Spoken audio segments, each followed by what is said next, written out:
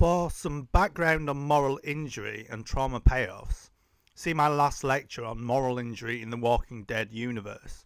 By moral injury, we are talking about a particularly insidious form of shame-based trauma that directs itself to the entire identity and psyche of a human being. If you haven't seen all 4 seasons of The Strain, then I would recommend you do not ruin the experience of watching the whole series unspoiled. We will be looking at early season setups and final season payoffs. So this video is for writers or narrative lovers who are interested in setups and payoffs.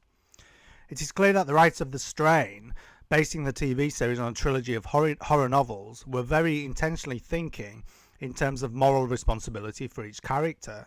I decided to record this lecture on seeing the result of those moral responsibilities played out for each character in season 4. Yes, I've heard the critiques of the show being trashy, trying to do too many things thematically, everyone hates Zach, etc. And the fans, of course, did not get the payoffs they wanted or expected. But I think it explores one central theme well: moral responsibility. Beyond the morality, it's a story of fathers and their children in a moral maze. In writing terms, The Strain is one controlling theme elaborated upon in terms of moral responsibility. It was very interesting to watch the mirroring in the plot, as this is a good indication that the writer was thinking very critically and carefully about the moral comparisons between characters. We had clear moral oppositions and moral injuries here, and so could predict a trauma completion / payoff for each setup. The central antagonists are fairly difficult to choose between in terms of egregious immorality, but it's interesting to look at the 2 supernatural characters, the Master and his minion Icost, in comparison to the 2 human collaborators, Palmer and Desai. The Master is pure evil as manifested in a desire for narcissistic control and dominance. We have one key flashback moment for Icost in which he could have suffered an enormous moral injury as a human being in selling out the woman he was romantically interested in. Instead, this scene pointed to his emotional hardening. Palmer, by contrast, seemed genuinely attached to Coco, and upon her demise, inevitably plotted to outwit the Master. Desai, it is finally revealed, will literally sell out every single person he loves or pretends to love in his own self-interest. For the protagonists, building up to Ephraim Goodweather and his son Zach, let's start with the more peripheral payoffs. Vasily Fett is partly healing his own familial wounds with his inclusion in this new family of Strigoi hunters. His growing affection for Abraham Satrakian inverts the relationship he has with his father. His motivations, which in psychological terms would be called ego-dystonic with his own biological father, had a very earthy, direct connection to New York in the form of rat catching.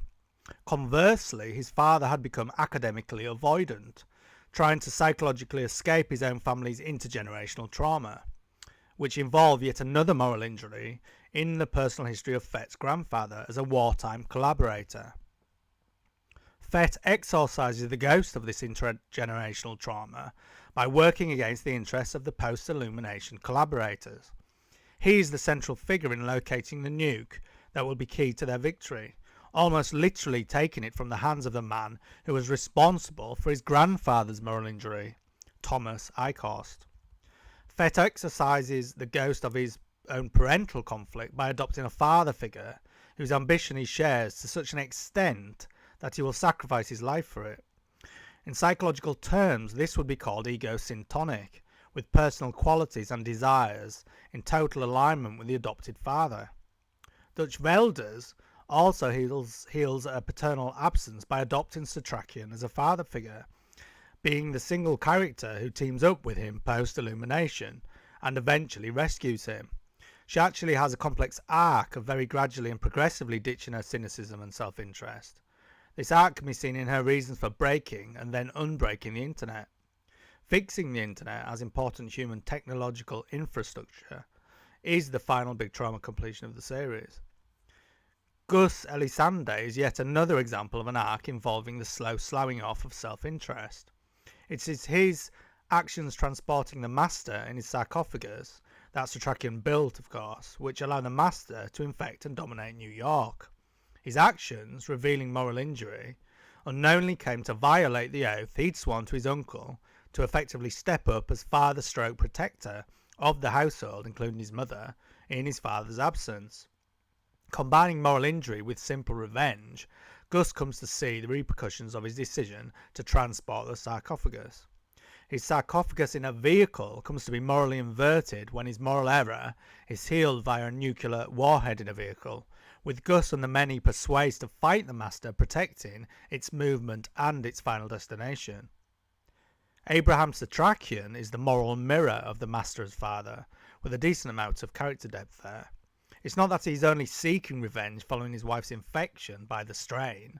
He also witnessed the death of his fellow death camp inmates, both at the hands of the Master and at the whims of the Nazi bureaucratic death machine, a machine that is recreated post-illumination by ICOST and the Partnership. Satrakian survived, in part, by collaborating to carve the Master's new sarcophagus with his own hands that the Master later breaks. Satrakian's arc is a major but partially completed trauma setup and payoff if we think of Satrakian versus the Master. But it can be argued that it's ICOST who is Satrakian's major nemesis, given that they have such a personal history. Satrakian's sacrificial act echoes classic Campbellian monomyth, mortally wounding as he does ICOST with his own blood, just as ICOST infects Satrakian's blood with his own parasite. Satrakian's victorious exhortation, "I am not a number," exorcises both ICOST's perpetual taunt of A230385 and his ultimately transitory death camp identity, which was anything but who he really is as a human being. Finally, we have Ephraim and Zach. Have we ever had a more toxic outcome from what is known in psychological terms as parental alienation? This is when one of two separated parents brainwash one or more of their children. As the Master has incorporated the mother, Kelly, into his own consciousness, he can both bond to Zach and at the same time use Kelly's memories in indoctrinating Zach against Ephraim. The results of this alienation lead to a shared moral injury for the father and son.